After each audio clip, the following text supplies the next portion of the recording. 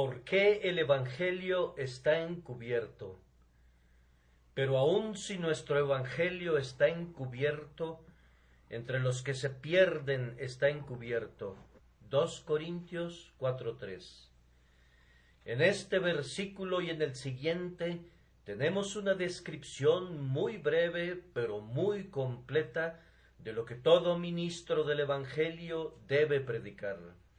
En primer lugar, debe predicar el Evangelio.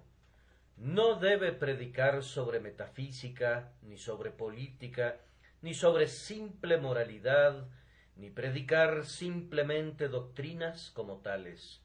Debe predicar el Evangelio, que quiere decir buena nueva, algo nuevo y algo bueno, tan bueno que nada lo pueda igualar. Son las buenas noticias de misericordia para el culpable, las benditas nuevas de que Dios baja al hombre para que el hombre pueda subir a Dios, las nuevas de bienvenida de la expiación hecha por la culpa humana. Es tan nueva como buena. Llega como una extraña novedad para el oído atento. La mitología nunca lo soñó, el intelecto humano nunca lo hubiera podido inventar, ni siquiera el intelecto de los ángeles podría diseñar un plan tan justo para Dios, tan seguro para el hombre. La ocupación del ministro cristiano es predicar estas buenas nuevas, hacer del conocimiento de los pecadores la buena noticia de que hay un Salvador, mostrar a los culpables a Cristo y decir constantemente a cada pecador: cree en el Señor Jesús y serás salvo. A mí no me importa cuánta sea la cultura o la elocuencia del ministro, aunque pueda hablar con la lengua de los hombres y de los ángeles, si no predica a Cristo y exhorta a los pecadores a confiar en Él, ha equivocado su misión y se ha desviado del gran objetivo para el cual fue enviado. Este Evangelio es llamado en el texto nuestro Evangelio. Por esta expresión entiendo que el ministro debe aceptarlo él mismo en primer lugar antes de presentarlo a otros.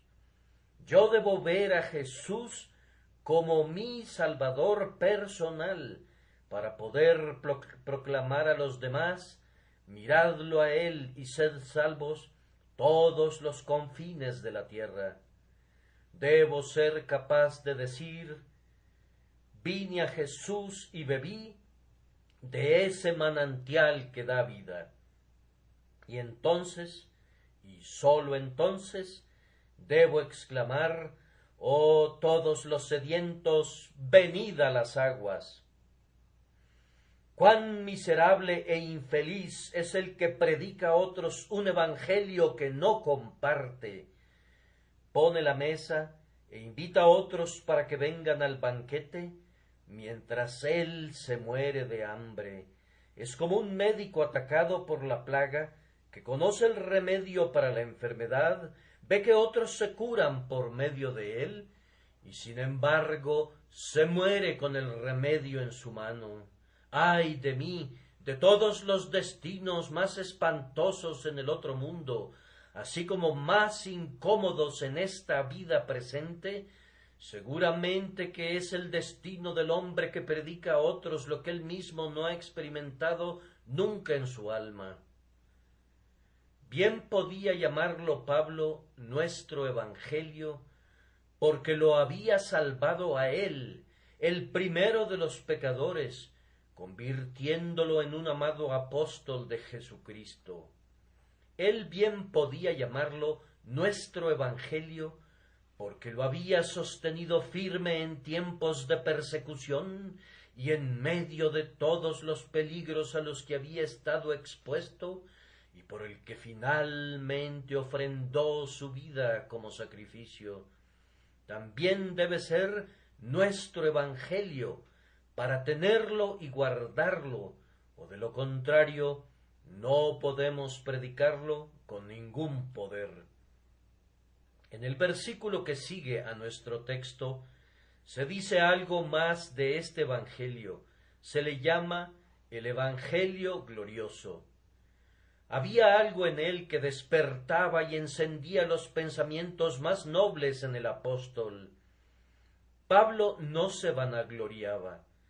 Lejos esté de mí el gloriarme, decía, pero había una excepción, sino en la cruz de nuestro Señor Jesucristo.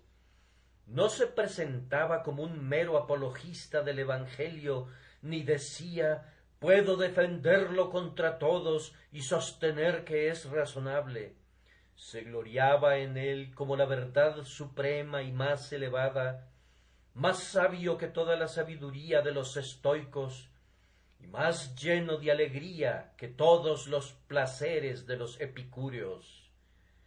Se gloriaba en ese Evangelio que trae perdón total y gratuito al penitente, ese Evangelio que toma a los más viles y más bajos de los hombres y los hace príncipes en la corte del Rey de Reyes, ese Evangelio que llega a los hombres que viven en la pobreza, en la esclavitud, en la degradación de la superstición, en la idolatría y en el crimen, y los saca del pozo horrible y del lodo, y pone sus pies sobre la roca de la eternidad, los lava, los viste, pone un cántico nuevo en sus bocas, los protege para que no caigan, y por último los lleva donde verán el rostro de Dios y morarán para siempre en su presencia.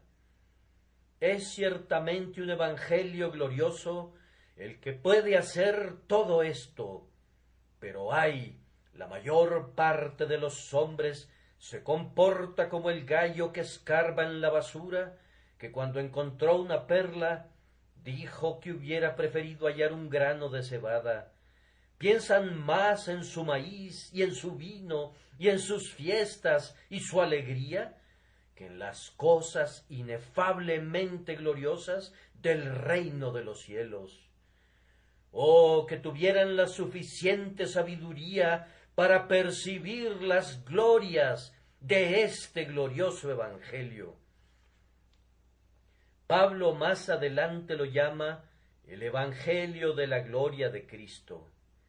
Y bien que podría serlo, porque todo él trata de Cristo de principio a fin. Denme un predicador verdadero del Evangelio de la gloria de Cristo, y yo gustosamente lo escucharé.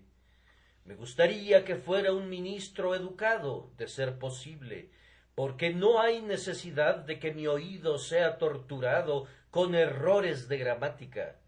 Pero no me preocupo tanto por eso, sino por el otro tema. Preferiría escuchar el Evangelio de Cristo predicado con errores gramaticales que escuchar la mejor filosofía expuesta en las frases más ordenadas, pero que hace a un lado el Evangelio de Cristo. Cuando se pone la mesa para la cena, es bueno tener un mantel limpio de damasco y la vajilla de porcelana, los vasos de cristal cortado y la cuchillería adecuada y en sus lugares apropiados. Pero si no hay comida en los platos, todas esas cosas son una mera burla para los hambrientos que están esperando ser alimentados. Con mucho más gusto iría a una mesa desnuda y comer en un plato de madera algo para calmar mi apetito, que ir a una mesa bien puesta en la que no hubiera nada que comer. Sí, a quien debemos predicar es a Cristo, a Cristo, a Cristo, y si lo hacemos a un lado, hacemos a un lado al alma misma del Evangelio. Los sermones sin Cristo causan regocijo en el infierno. Los predicadores sin Cristo, los maestros de catecismo de los domingos sin Cristo, los líderes sin Cristo, los que distribuyen folletos sin Cristo, ¿qué hacen todos ellos? Simplemente ponen a trabajar al molino sin poner maíz en su tolva. Todo su esfuerzo es inútil. Si ustedes hacen a un lado a Cristo, simplemente están dando golpes al aire o van a la guerra sin ningún arma con la que puedan golpear al enemigo. Querido amigo, si no eres convertido, déjame hacer una pausa durante unos instantes para recordarte que este no es un evangelio del yo, ni un evangelio de obras, ni un evangelio de bautismo, ni un evangelio de sacerdotes, ni un evangelio de ministros, sino que es el evangelio de la gloria de Cristo. Olvida a quienes lo predican si quieres, pero, no olvides al Salvador sangrante y agonizante, a quien se te pide que veas. Tu esperanza debe estar en Él y sólo en Él. A Él con afecto te dirigimos y le rogamos al Espíritu Santo que cierre tus ojos para todo lo que no sea Él, a quien Dios ha establecido para hacer propiciación por el pecado. Hay vida cuando se mira al crucificado, hay vida en este momento para ti. Entonces, mira, pecador, míralo a Él y sé salvo, a Él que fue clavado en el madero. No son tus lágrimas de arrepentimiento, ni tus oraciones, sino la sangre la que expía por el alma. En Él, que la derramó por ti, cree de inmediato y pon sobre Él tu carga de iniquidades. Por sus azotes somos sanados. ¿Qué más querrías? Y Él se ha hecho nuestra justicia. Te invita a ponerte el mejor traje del cielo. Oh, ¿cómo podrías estar mejor ataviado? No dudes en darle tu bienvenida. Dios ha declarado que no queda más por hacer, que a su tiempo una vez apareció en el mundo y completó el trabajo que inició. Con esta introducción más bien larga, llego a los 3 puntos sobre los que voy a hablar brevemente, aunque muy solemnemente, porque creo que tiene que ver con muchos de ustedes. Así que, primero, pregunto, ¿por qué está este evangelio encubierto para alguna gente? Segundo, ¿cuál es el estado de aquellos para quienes está encubierto? Y tercero, ¿qué se debe temer en lo que concierne a ellos en el futuro? Primero, ¿por qué está encubierto este evangelio para algunas personas?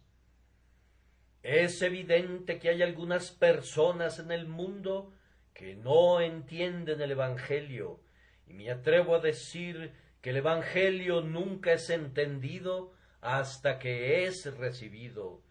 Podría pensarse que los hombres podrían muy rápidamente entender algo tan simple como crean y vivan. Sin embargo, los que hemos sido convertidos debemos confesar que no entendimos el evangelio hasta que lo recibimos. Estoy seguro de que nunca entendí el plan de salvación hasta que creí en el Señor Jesucristo, y cuando creí, todo el tema me pareció tan simple que me pregunté por qué no lo había entendido antes. Ustedes observan que el apóstol declara que no fue su culpa que el evangelio estuviera encubierto para algunas personas, y aunque no nos podríamos comparar con ningún apóstol, tenemos tan claro este punto de lenguaje sencillo como cualquier apóstol de los que han vivido. Si nuestro evangelio está encubierto para cualquiera de nuestros oyentes, no es por el lenguaje fino que utilizamos. Nos parece que hay quienes, al predicar el Evangelio, caen en una oratoria tan elocuente que su Evangelio está encubierto para los que lo oyen, pero esto no es un pecado del que se nos pueda acusar. Utilizamos lo que Whitefield llamó lenguaje del mercado. Usamos mucho más las palabras sencillas que las complicadas. Si tuviéramos que encontrar al Evangelio a través de los tipos y símbolos de la ley, podríamos tener dificultad en entenderlo, pero el Evangelio que tenemos que predicar es este simplemente: cree en el Señor Jesús y serás salvo. Confía en Él, que sufre como sustituto en tu lugar, y serás salvo. ¿Puede haber algo más sencillo que eso? Tratamos de utilizar las más sencillas comparaciones de manera de presentar la verdad para que pueda ser comprendida por el más débil de nuestros oyentes.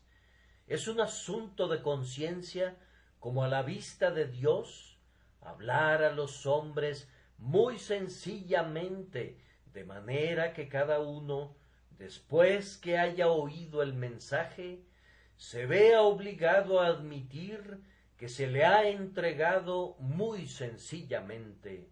¿Cómo es, pues, que ustedes no lo entienden? Ciertamente, no es porque encubramos al Evangelio en una larga lista de ceremonias. Nunca les hemos dicho a ustedes: ustedes deben de ser bautizados en su infancia, deben tener padrinos que prometen todo tipo de cosas en su nombre, y luego, cuando crezcan, deben ser confirmados y deben asumir la responsabilidad ustedes mismos. Oh, no, nunca hemos hablado así. Los dirigimos a la Biblia divinamente inspirada y les decimos que todo lo que necesitan saber está sencillamente registrado allí. Los dirigimos a la palabra eterna que se encarnó y les decimos, con todo el énfasis de que somos capaces: nadie sino Jesús puede hacer bien a los pecadores sin otra salida. Les rogamos que no confíen en las formas ni en las ceremonias, sino que busquen sólo a Jesucristo y a Él crucificado, de manera que no puede ser por falta de sencillez que el Evangelio no es entendido. Y, además, no puede ser por ninguna oscuridad en el Evangelio mismo. Me atrevo a decir que no hay proposición en el mundo más sencilla que la que el Evangelio nos presenta. La fórmula 2 por 2 es 4 es tan sencilla que la mente de un niño puede entenderla, y el grado de inteligencia que puede comprender eso, hasta donde concierne al intelecto, es suficiente para comprender la declaración de Pablo: fiel es esta palabra y digna de toda aceptación, que Cristo Jesús vino al mundo para salvar a los pecadores. O la declaración de Juan: el que cree en el Hijo tiene vida eterna. Confiar en Jesucristo, hasta donde ello es un acto intelectual, es un asunto que no requiere la más pequeña educación. No hay necesidad de sentarse y hacer cálculos. Aquí está Jesucristo tomando el lugar del pecador, y Dios castiga la culpa del pecador en Cristo, en lugar de castigar al pecador. Todo lo que se le pide al pecador es que confíe que Cristo lo salva, y tan pronto como hace eso, él es salvo. ¿Qué podría ser más sencillo que eso? Yo concedo que, en la manera como se predique el Evangelio algunas veces, hay oscuridad, pero no hay oscuridad en el Evangelio mismo. Bien, pues, si así es, y es así, ¿por qué es que el Evangelio está encubierto para algunas personas? La respuesta es que el Dios de esta edad presente ha cegado el entendimiento de los incrédulos. Veamos cómo es esto. Primero que todo, el Evangelio está encubierto para algunos hombres debido a que nunca han sentido que el pecado sea un mal. Dicen, ¿por qué nos hablas acerca del castigo del pecado? ¿Por qué nos dices que Dios castigó a su propio Hijo en lugar de los pecadores? Creemos en la paternidad universal de Dios, así que no necesitamos de ninguna doctrina de sustitución. Ustedes creen que es poca cosa ofender al Dios Altísimo, pero Él cree que eso es una cosa muy grave. ¿Ustedes consideran que el pecado es algo sin importancia, que escasamente vale la pena pensar en él? Pero Dios lo considera como una cosa terriblemente pecaminosa y mala y maldita, que Él no perdonará de ninguna manera, excepto en aquellos que confían en su Hijo, el sustituto y Salvador divinamente designado. Si se dieran cuenta de lo que es el pecado, pronto entenderían el Evangelio. Si el Espíritu Santo les enseñara que el pecado es la cosa más mortal y más condenable que puedan concebir, de inmediato entenderían la gloria del Evangelio, que les muestra cómo pueden ser librados de su maldición, de su castigo y de su poder por medio de la misericordia de Dios, al dar a su Hijo unigénito para morir en lugar de ustedes. Tú amas el pecado, eso es un hecho, y supones que el pecado no es más ofensivo a Dios de lo que es para ti. Infeliz de ti, estás fascinado por la serpiente que ha llenado tus venas con el veneno que arderá en ti para siempre, a menos que mires por la fe a Él, que fue colgado en la cruz, igual que Moisés elevó a la serpiente de bronce en el desierto, para que todos los que la miraran pudieran vivir. Quiera Dios darte gracia para que veas al pecado como Él realmente lo ve, pues entonces te darás cuenta de tu necesidad de un Salvador, y prestarás atención al Evangelio que te invita a creer en él para que puedas ser salvo. Otra razón por la que los hombres no entienden el Evangelio es que no se entienden a sí mismos. Algunos de los aquí presentes hoy piensan que se pueden salvar a sí mismos. Sé cuáles son los pensamientos de ustedes. Para este efecto son, si se comportan lo mejor posible, si dicen sus oraciones, si asisten a la iglesia o a la capilla, si dan limosnas a los pobres, entonces se irán al cielo. No han aprendido todavía que todo lo que hacen está manchado con la lepra del pecado y por tanto no puede ser aceptable para Dios. Sus mejores obras son malas, pues las hacen pensando que pueden ser salvos por medio de ellas. El egoísmo, por tanto, está en el fondo de ellas. No están sirviendo a Dios mediante esas buenas obras. En todo momento están tratando de servirse a ustedes mismos.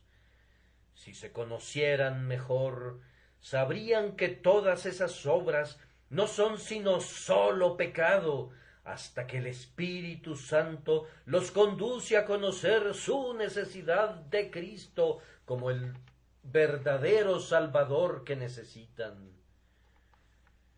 Si no estoy en la miseria, no tengo necesidad de los regalos de la caridad, y si ustedes no saben cuán necesitados son espiritualmente, nunca solicitarán la ayuda de Cristo.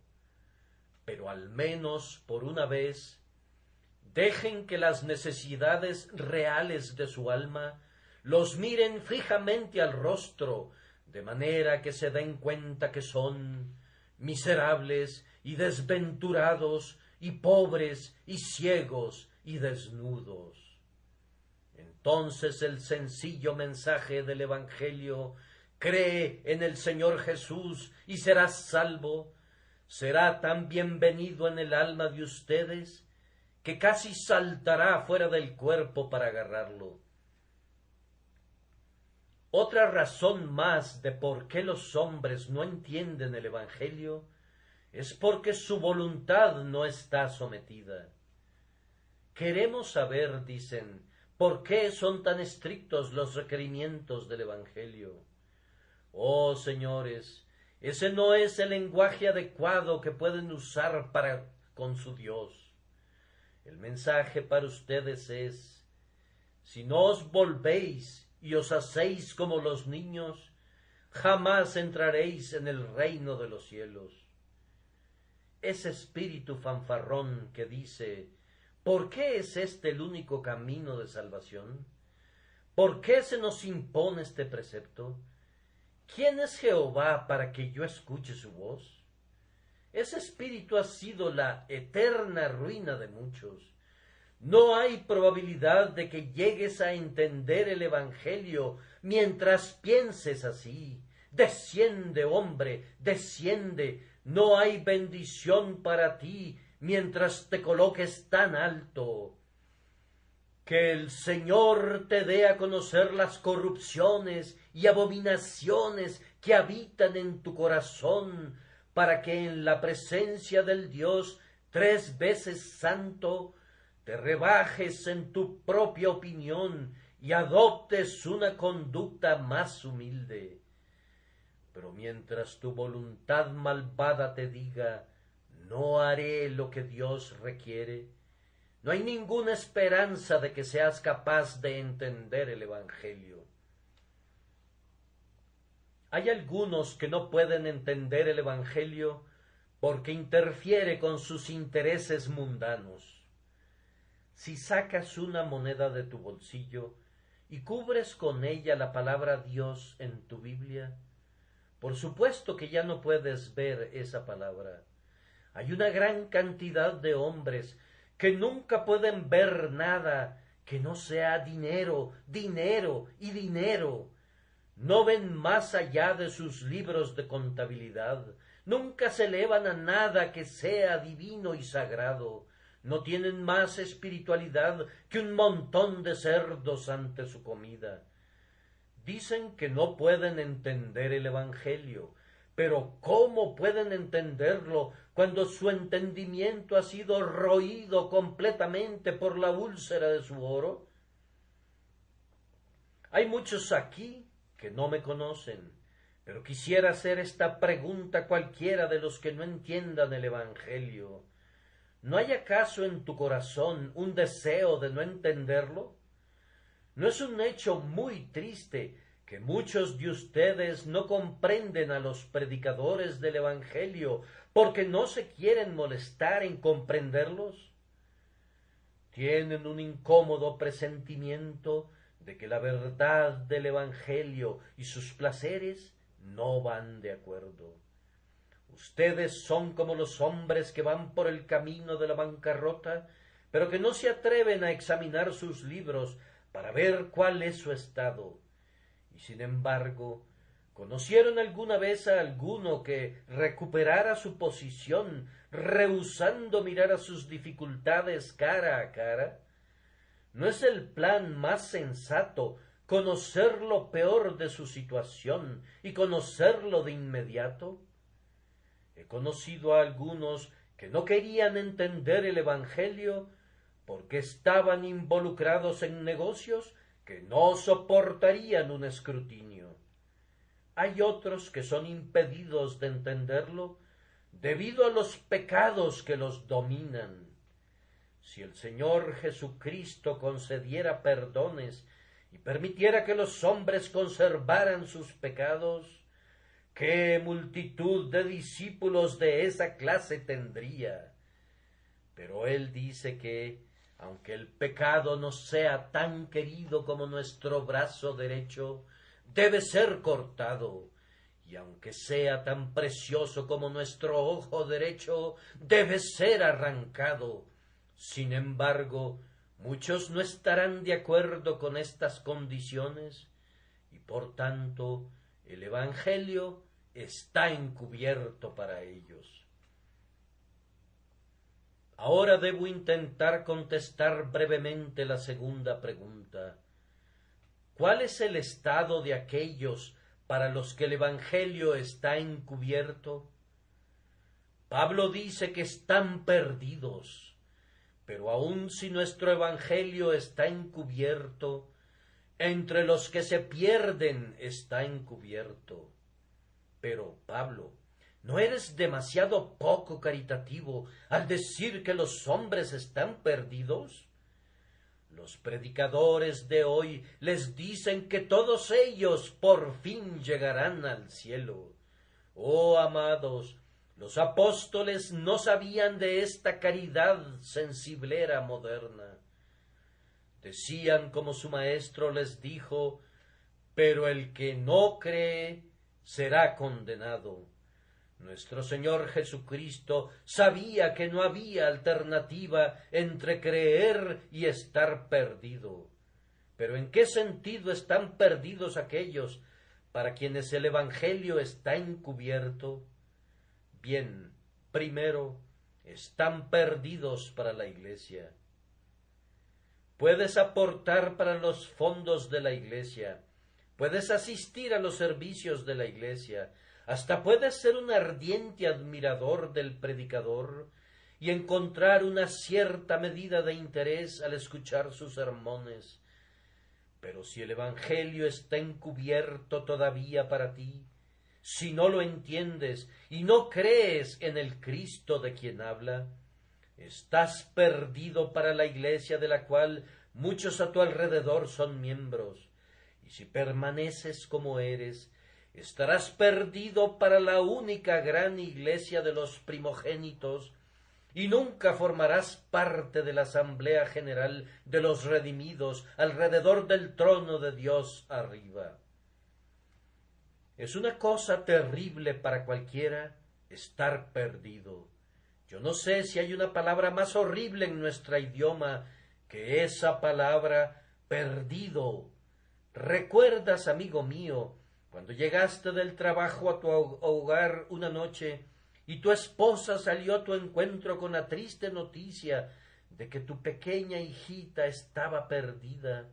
¿Cómo corriste de una estación de policía a otra y tu pobre esposa perturbada iba de una calle a otra buscando alguna noticia de tu niña perdida? Fue su desdicha estar perdida en ese sentido, pero tengo la esperanza de que nunca tengas una niña perdida en el sentido de que sea por su culpa, cuando la madre noche tras noche busque en las calles frías algunas huellas de su pobre hija perdida. Ah, pecador, tú estás perdido para Dios en ese sentido. Te has alejado de aquel que te hizo, has despreciado el amor que Él te ha prodigado, has olvidado todo el cuidado que Él ha tenido por ti. Estoy completamente seguro que no eres feliz mientras estás así perdido. ¿Cómo podrías ser feliz? No estás tranquilo, estás como un barco a la deriva en medio de una tormenta y sin un timón que lo guíe ni un ancla que lo detenga, y a menos que el Señor se interponga con misericordia para salvarte, estarás perdido para siempre. ¡Qué misericordia es, pecador, que todavía no estés perdido en el sentido pleno de ese término, como pronto lo estarás si no te arrepientes del pecado y te vuelves al Señor!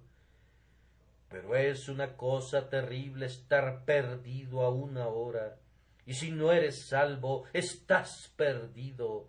Debes ser o lo uno o lo otro. No puedes ser salvo parcialmente y perdido parcialmente. Yo les pediría a cada uno de ustedes hoy que hagan lo que le pedí a mi congregación que hiciera el otro día. Ustedes o están perdidos o son salvos. Así que ustedes deciden cuál palabra se aplica al caso particular de ustedes. ¿Pueden escribirla en una hoja y firmarla? Yo recuerdo que en esa ocasión previa, cuando hice esta petición, hubo un hermano que después de explorar con sinceridad su corazón, sintió que estaba perdido, así que él escribió esa palabra y firmó su nombre al pie. Cuando lo hubo hecho y vio la palabra perdido escrita con su propia mano y con su firma, sintió que podría ser traída como evidencia contra él en el último gran día, y se quebrantó su corazón que nunca antes se había quebrantado, y vino como un verdadero penitente a los pies del Salvador. Y antes que esa noche pasara, pudo escribir él mismo, salvo, de manera tan cierta como antes había reconocido que estaba perdido.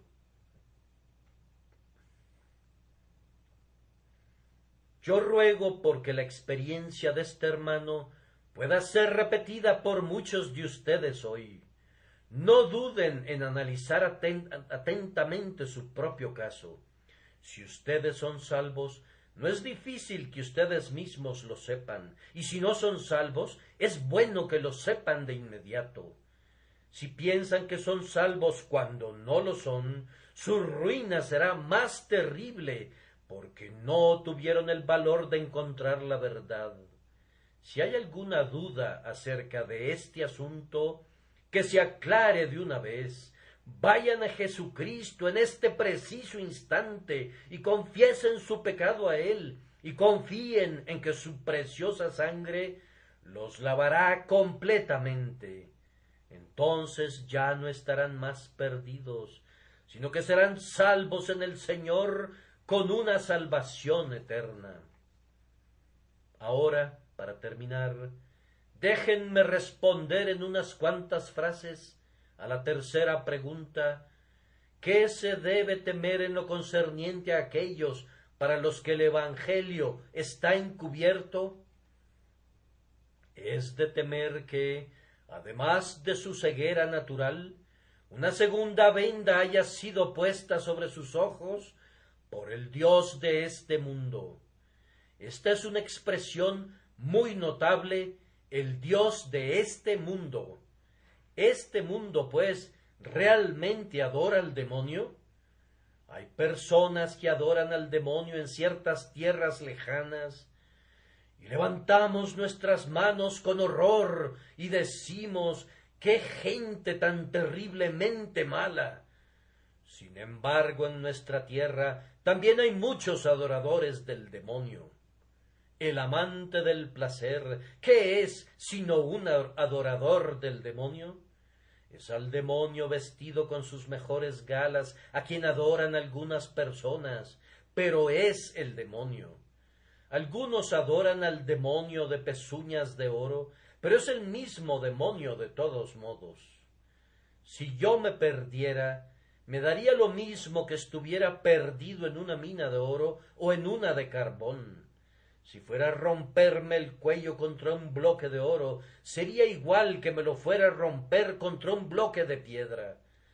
De manera que, si ustedes están perdidos, encontrarán muy poco consuelo pensando que están perdidos de una manera más respetable que otros.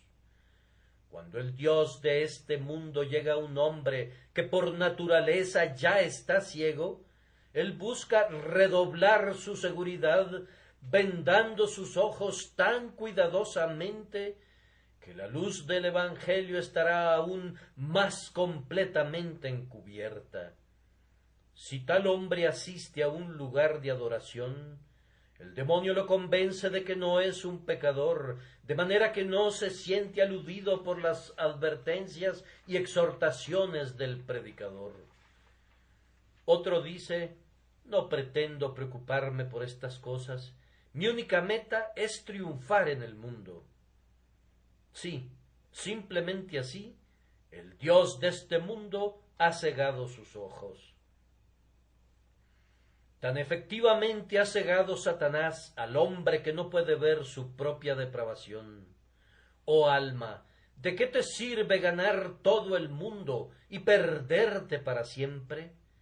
¿De qué sirve que mueras sobre una cama mullida para despertarte entre los perdidos que están en el infierno? Que Dios nos dé a todos la gracia de ver a estos dos mundos bajo su propia luz.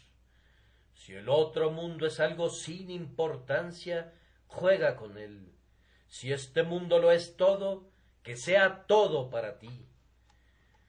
Puesto que tú tienes un espíritu inmortal, piensa bien dónde va a pasar la eternidad ese espíritu tuyo. Puesto que todos pecaron y no alcanzaron la gloria de Dios, entonces tú eres un pecador y tú necesitas salvación. Entonces te lo ruego, confía en Él, que sólo Él puede salvar al culpable, porque no hay otro nombre debajo del cielo dado a los hombres en que podamos ser salvos, sino el nombre de Jesús, y Él es capaz de salvar plenamente a todos los que vienen a Dios por medio de él. Acabo de decir que les suplico que confíen en él, y eso hago. Sin embargo, este es más un asunto de ustedes que mío. El predicador del Evangelio debe tomar en serio su trabajo, pero una vez que él ha entregado fielmente su mensaje, la responsabilidad se transfiere a sus oyentes. Vive Dios, que no llevaré la responsabilidad de ustedes sobre mí. Ante nuestro propio Maestro debemos sostenernos o caer.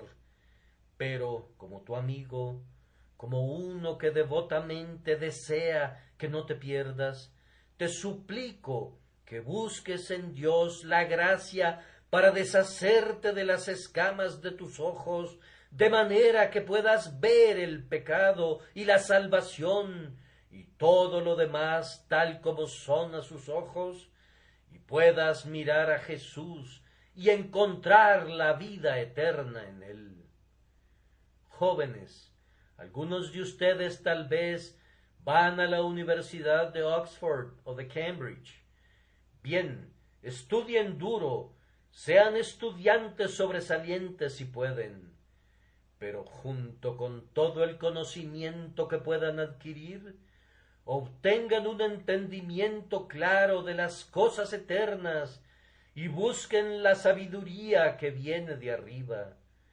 Cuando reciban los títulos que el conocimiento terrenal les proporcionará, también lleven el título más elevado que Dios les dé como hijos del reino, hijos de Dios por la fe en Jesucristo. Siéntense a los pies de los teólogos y los filósofos si quieren, pero siéntense también a los pies de Jesús y aprendan de él, y así tendrán el honor y la gloria que duran para siempre. Busquen el honor que viene de Dios, que sólo se puede encontrar cuando se cree en Jesús y se busca agradarlo en todas las cosas. Mi tiempo se ha terminado, y el tiempo de ustedes para el arrepentimiento y la fe casi se ha terminado. Que las realidades de la eternidad se graben profundamente en todos nosotros y que estemos preparados cuando la muerte nos llame a presentarnos ante Dios, a demostrar que el Evangelio no estuvo encubierto para nosotros y no estemos entre aquellos que están perdidos. Que Dios nos salve por su gracia, por medio de Jesús. Amén.